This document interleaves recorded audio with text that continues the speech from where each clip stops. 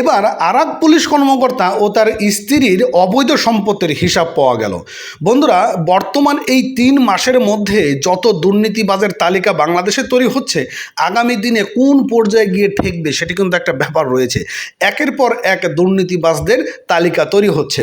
মূলত আমাদের দেশে যারা বড় বড় ঊর্ধ্বতন কর্মকর্তারা রয়েছেন, এদের প্রত্যেকের যদি হিসাব সম্পত্তির তালিকা করা হয়, তাহলে এই দেশে আর বড় বড় কর্মকর্তারা থাকবে না, সকলেই চাকরিচ্যুত হবে এবং এরা থাকবে জেলের মধ্যে।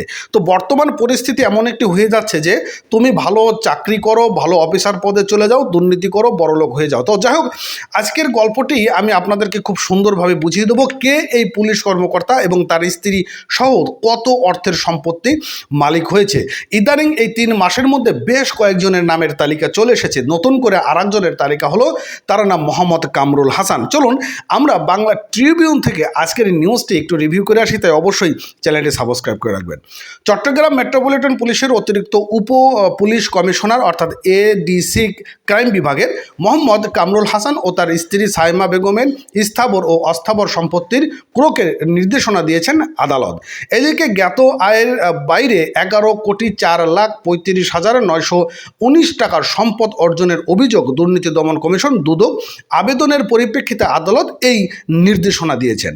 আর সোমবার 8 জুলাই চট্টগ্রাম মহানগর দায়রা জজ বেগম জেবুন্নেসা শুনানি শেষে এই আদেশ দেওয়া হয়েছে। অর্থাৎ একজন পুলিশ কর্মকর্তা, তার সম্পত্তি হচ্ছে 11,04,35,919 টাকা। এই হচ্ছিল মোটামুটি প্রথম পর্যায়ে সম্পত্তির হিসাব পাওয়া গিয়েছে। মোটামুটি ভালোভাবে যদি একটি খোঁজ খবরে নেওয়া যায়, তাহলে মোটামুটি 300-400 কোটি টাকার মালিক হবে এবং তার বাচ্চা কাচ্চা তো বাইরে পড়াশোনা করে। চলুন বিস্তারিত জেনে আসি। ক্রোকের আদেশ হওয়া সম্পত্তির মধ্যে উভয়ের মালিকানাধীন স্থাবর সম্পত্তি আছে মোট 9,44,35,919 টাকা এবং অস্থাবর সম্পত্তি রয়েছে 1,90,00,000 টাকার।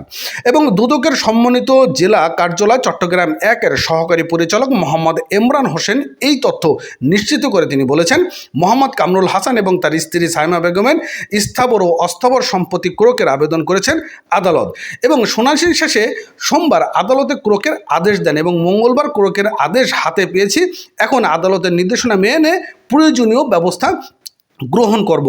তো এই যে অবস্থা হচ্ছে যে আমাদের দেশে একের পর এক দুর্নীতিবাজ ধরা পড়ছে। এবং কারা দুর্নীতি করছে? এদেশের কৃষক, রিক্সাওয়ালা, ভ্যানওয়ালা তারা তো দুর্নীতি করছে না, করছে কারা? ঊর্ধ্বতন কর্মকর্তা, তারা কাজগুলো করছে এবং তাদের কিছু আরও চেলাপেলা রয়েছে যারা চাকরি না করেও বড়লোক হয়েছেন। তো এই যে দুর্নীতির একটি তালিকা হচ্ছে, এই তালিকা কত দূর গিয়ে ঠেকবে? এবং এই যে কামরুল হাসান, তিনি যে সম্পত্তির মালিক হয়েছেন প্রায় 10 কোটি টাকার মতন, এই 10 কোটি টাকার সম্পত্তির বাইরেও কিন্তু তার আরও অনেক সম্পত্তি রয়েছে। তো এগুলো না কিন্তু এখন আস্তে আস্তে খোঁজ নিয়ে জানা যাবে। তো ভালো থাকেন, চ্যানেলটি সাবস্ক্রাইব করবেন, পেজটি ফলোদের সঙ্গে রাখবেন। ধন্যবাদ।